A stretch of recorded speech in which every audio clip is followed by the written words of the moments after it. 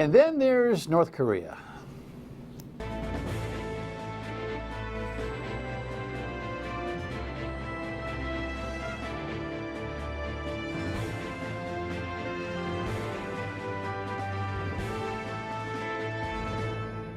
The Dan York State of Mind program is brought to you in part by Lookout Rhode Island and Takeo Comfort Solutions. So much going on in our own backyard. We're here the 4th of July celebration week, and of course we have a unique celebration in Washington. The president has changed things up. Is this going to look like China or North Korea? Boom, boom, boom, boom, boom. I don't know. I didn't bring my guest in to talk about that, but he's giggling already. So I know I can get something out of him. Welcome aboard. Nice to have you in. We are going to just forego our hometown stuff this evening and use the expertise of Marc Genest, professor at the Naval War College. He speaks for himself when he comes here and is pretty candid about foreign policy, has been in Asia recently and has a real understanding of what's going on here. As best as anybody can, I think. So here's a headline, and this, of course, a Trump first, which is really sometimes seemingly the goal, that it's just Trump first. Here was what the network had yesterday. Secretary of State Mike Pompeo says Trump administration negotiators will meet North Korean counterparts to resume denuclearization talks in the coming weeks. The teams will gather, they'll start working, they'll start exchanging ideas. And I left there with a recognition. I think that Chairman Kim really wants to get something done, something very significant. President Trump and North Korean leader Kim Jong-un agreed to restart discussions over the weekend during an unprecedented meeting. President Trump became the first sitting American president to enter North Korea, and then the leaders spoke for nearly 1 hour. I think the relationship that we've developed has meant so much to so many people. In a tweet, the president said his visit to North Korea was an important statement and an honor, but some Democratic presidential hopefuls saw it differently. He keeps having these summits and meetings that really don't produce anything. This country is no safer when it comes to North Korea. Talks to dismantle North Korea's nuclear program broke down earlier this year, and despite a hiatus in testing, North Korea has continued to produce material for nuclear weapons. President Trump said economic sanctions on the North would stay in place, though he seemed open to lifting some of them in return for North Korean concessions. All right, I think that's really the important stuff, right? The whole program of sanctions and what we're actually doing versus some of the symbolism. We'll talk about the Democrats and the response later in the show. Marc Genest is here. Professor, thank you very much for joining me. Summary? I can just let you go and you can teach the class. How big is this walk across the DMZ line? I mean, is it? Well, again, it's symbolically quite significant in that he's the first president to go to North Korea in the entire history of that country. So that in itself is substantial, but the problem is, will it translate into policy? Will it translate into real negotiations that will lead to a nuclear freeze and eventually, hopefully, North Korea giving up its nuclear weapons? That I'm not so sure about. All right. Should we be hung up on this walk across the line? I mean, the president clearly is. And we've, I think, become conditioned to so much Trump-ishness that we understand how he thinks. It's almost like the country has just kind of gotten into an understanding. That's, he does things to be first. He does things to be first. He does things to grab headlines. He does those things that no president has done that before because of our philosophies and our policy and our treatment of North Korea. Were prior presidents too stubborn about this relationship, and this ought to be viewed a little bit more nonchalantly, or is this as substantial and strange because, once again, it's a big move without any substantive work in front of it? That's what I'm worried about. Long Trump question. is- I apologize, Yes, but you know, it's hard to frame it. Sure. Right. Trump is so fixated on the show, on the symbolism, that then once that becomes reality, he seems satisfied and then doesn't follow through with realistic, hardcore negotiations and substantive political goals. That's the problem. Because the ground is not tilled for it, because it's not fertile, because circumstances don't allow for it. Because I think he has ADHD. I think he just cannot concentrate and focus on one difficult, complex issue long enough to actually create some kind of substantive solution But to we the always problem. seem to focus on him and his behavior and his idiosyncrasies or his Right. diagnoses or whatever you want to do. What is the work of senior staff, State Department, Department of Defense, National Security? What is that? Is there substantial work that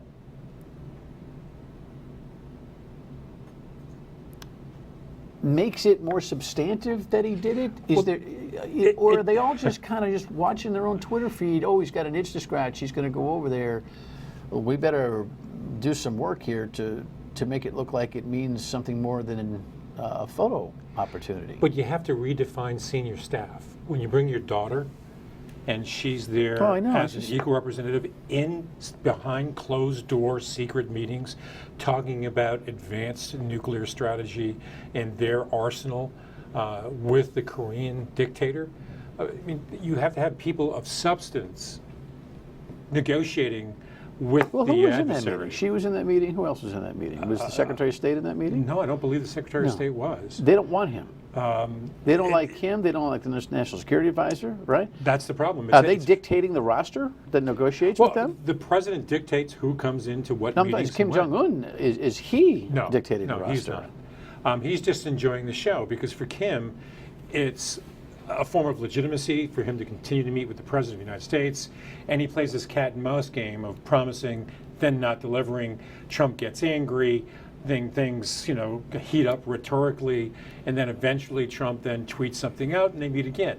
I'm looking for real substance. There is a possibility. There is now a restart in negotiations, so we have to see where that goes. And there are some signals coming from the administration, Trump particularly, that he would be satisfied with an initial freeze of the nuclear doctrine, and then from there try to move down to reduce their nuclear arsenal and then eventually eliminate it. That, I think, is beyond the pale. But if he can at least freeze their arsenal, stop tests, that's at least one small step forward. The question is, will Kim not only accept it, but follow through with his promises? But it seems to me that we're dealing with them now. The Kim has gotten exactly what he wants, which is that he's being treated on a at least minimum negotiating level. In other words, it's not cold, it's not distant, it's not threats, it's not we don't want to deal with you, it's not we're hands off, it's not we're just going to maneuver in the ocean and watch you, it's we're going to cross the line, we're going to meet with you, and now we're hoping to just neutralize what you've already done before. I mean, isn't that a major victory for North Korea? Yes, it is. In fact, Because they've got nuclear capability. Yes, they have. And this demonstrates the limited strategy that we have with regard to North Korea compared to Iran that does not have nuclear weapons yet. So this actually, in a way, demonstrates the weakness that the United States, the weak bargaining position that the United States comes from. Now, Kim hopes to get some relief from sanctions, economic sanctions. And to the Trump administration's credit, they've kept the sanctions on. And they're looking for compromises from Kim. But the history of North Korea is they'll come to an agreement, they'll abide by the agreement for a while, and then they'll start cheating to try to get more economic aid from the West. And it's worked quite well over the last 30, 40 years. All right, so let's mix that in with Iran when we come back. Stay with us. So the senator from New York says this is one of the worst days in American foreign policy history. Before I talk about Iran, then we got to check in with Hong Kong. Overstatement from an overstatement? Yes, I mean, obviously. Yeah. I would say the bombing of Pearl Harbor, 9/11 might be slightly worse for American foreign policy history. I think he's probably talking about, strategic maneuvers versus attacks suffered, right? Yeah, well, I don't take what Schumer has to say very seriously. I think he's as much prone to demagoguery as the administration is. Yeah, and I think that's what I think we all got to be careful about. I mean, I see I see, and it goes back to the original long question that I asked. I see the president, walk across the line, and it's like, what substantive work allowed for all that precedent to be broken? I think that's what he's referring to, but it's the size of the gasp that I'm trying to get comfortable with. And I think you've been pretty temperate in your putting that in a place. Look, him going to North Korea is not a bad thing. I mean, there is a room for symbolism. Yes, I mean, there's nothing wrong with that. What's wrong is that... So has it been wrong that we've never done it before? No, I don't think it has. I mean, look, other strategies have not succeeded. Previous administrations, from both Bushes to the Clinton to Obama, nothing seemed to succeed. So trying a different tack is not in itself a bad thing to do. The problem is, it seems that Trump keeps accepting symbolism over substance. Gotcha. So obviously there's other stuff going on, and Iran's become a complication. Let's peek in. You can't let Iran have a nuclear weapon. And you can't let certain other countries have nuclear weapons. Too devastating. In a new interview, President Trump continued to push for talks with Iran, even though Tehran has said it is not ready to talk until sanctions are lifted. Hopefully at some point they'll come back and they'll say, we're going to make a deal. We'll see what happens. The president's comments come as Iran increased its stockpile of enriched uranium, which was restricted under the agreement Mr. Trump left in 2018.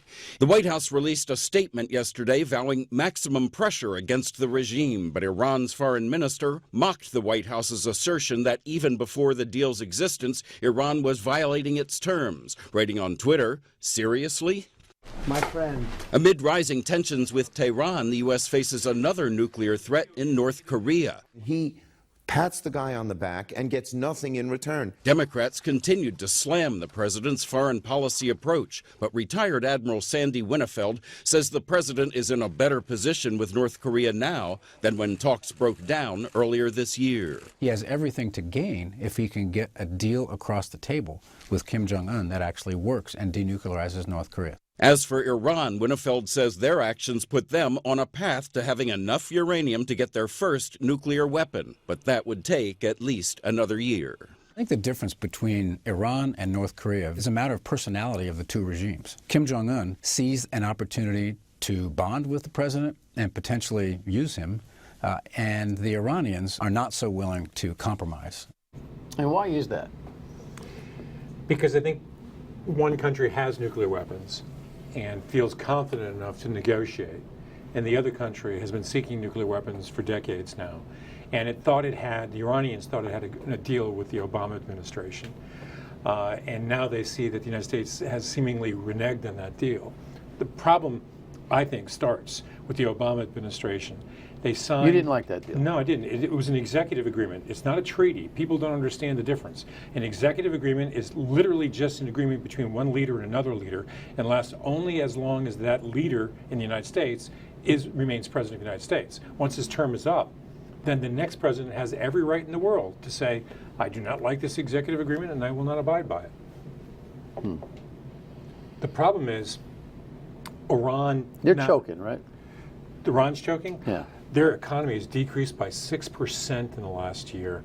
The inflation rate in some products up to 50–60% per year. Their economy is reeling. Their oil revenue has decreased dramatically. They're in real trouble. And this is where the Trump administration sees that it's negotiating from a position of strength. And they want to keep the pressure on Iran until they finally capitulate. The problem is that's a risky strategy. Iran is already reaching out.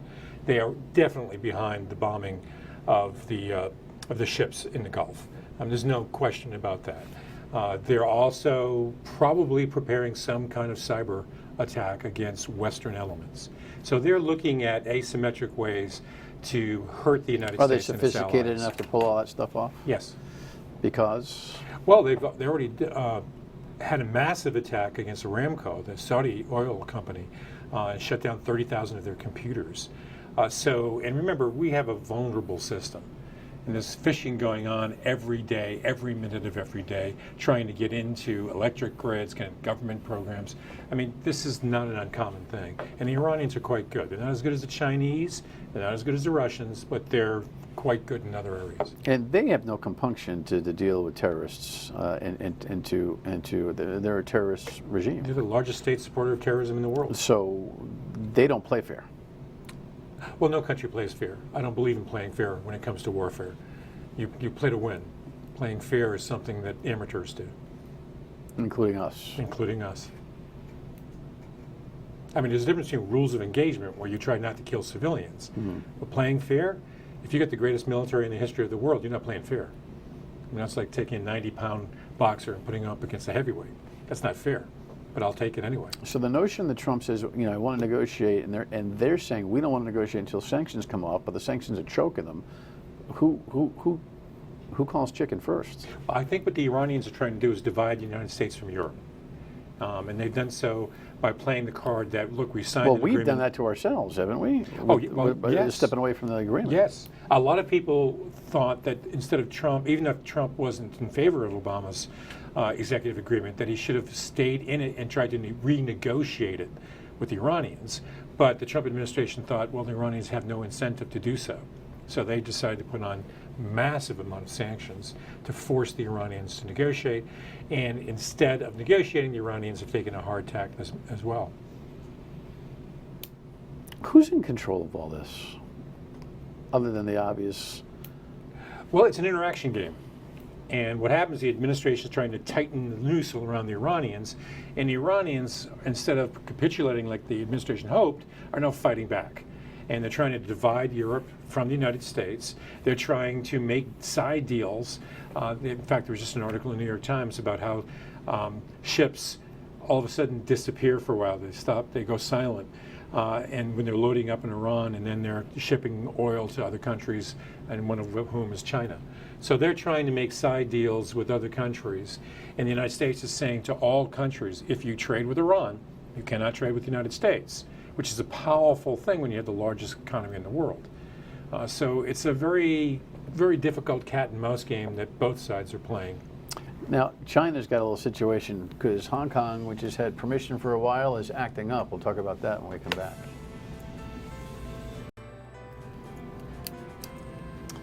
All right, so Hong Kong's got a little situation on its hands. Practically all of its citizens are on the streets, it feels like.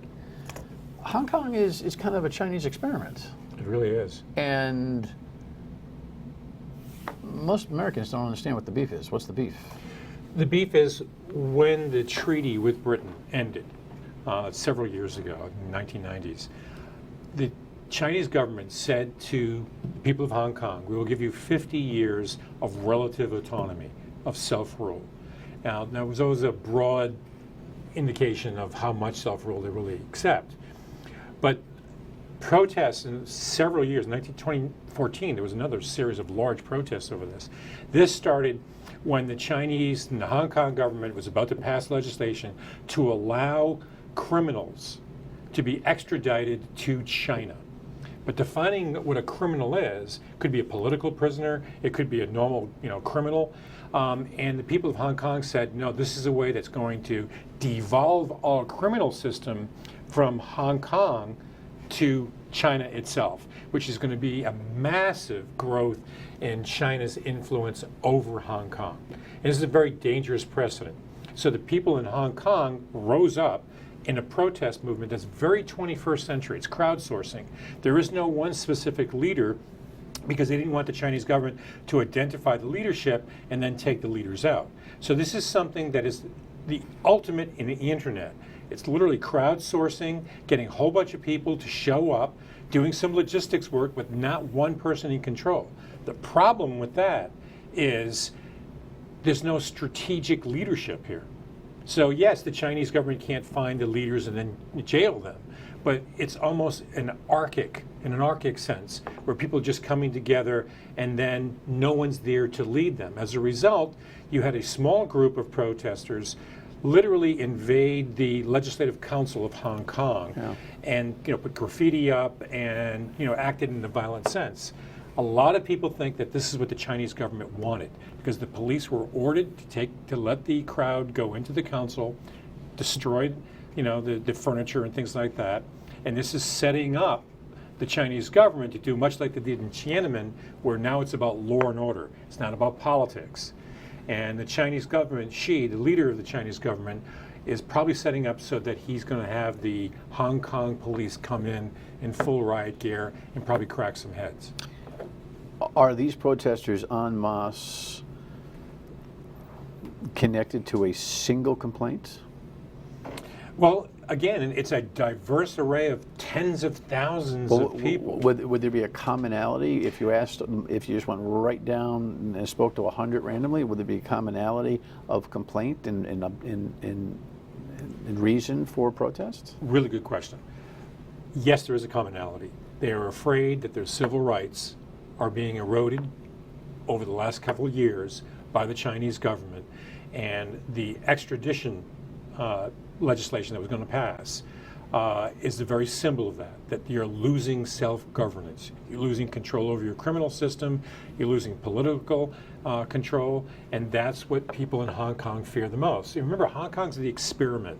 Hong Kong, the Chinese government said when they took control from Great Britain, we want Hong Kong to be the conduit, the economic conduit to the rest of the world. So we're going to leave Hong Kong free from communism, relatively free to create their own laws, but it'll still be a part of China. And that was the deal made for 50 years. And the people in Hong Kong feel that deal is being reneged. Expiring when? I don't know the exact year. But it's 2 or 3 decades from now. Yeah, it's still, they're still in the middle of the hunt. Well, we're going to have to watch that. When we come back, quick question on whether there's a Democratic candidate that knows what they're doing. Stay with us. So there are the big numbers, and they've kind of flipped a little bit. It looks like we've got Kamala Harris who's making a move. Any of these folks so far, it's awful hard to decide out of a 20-person series of whatever they did last week. Is there any one candidate on the Democratic side that you feel has got a grip on all this? Well, I think they're all doing a very good job of pandering. I mean, they're not. If you True. give away the store, someone's going to eventually say, "Well, how are you going to pay that's for their it?" liberal policy. Right. Yeah, but I'm talking about foreign policy. That's the amazing thing. There has been no substantive discussion on foreign policy whatsoever other than sniping at Trump, and there's plenty to snipe at. But I'd like to see someone come in with an overarching strategic vision for the country. Will that be the marketable thing for the constituency? Will Americans glom on to that, or are we so ill-prepared to want that it's not even worth it? And as you know, politics is all about your pocketbook and the economy. However, given what's the potential in Iran or North Korea to heat up, or even Russia, in the elections, it's smart to show that you know what's going on a little bit. Also, yes, because voters look at the broad aspect of the individual they want to look at, and they have to decide whether or not they trust them for foreign policy. Thanks for your expertise. Gotta go. See you tomorrow.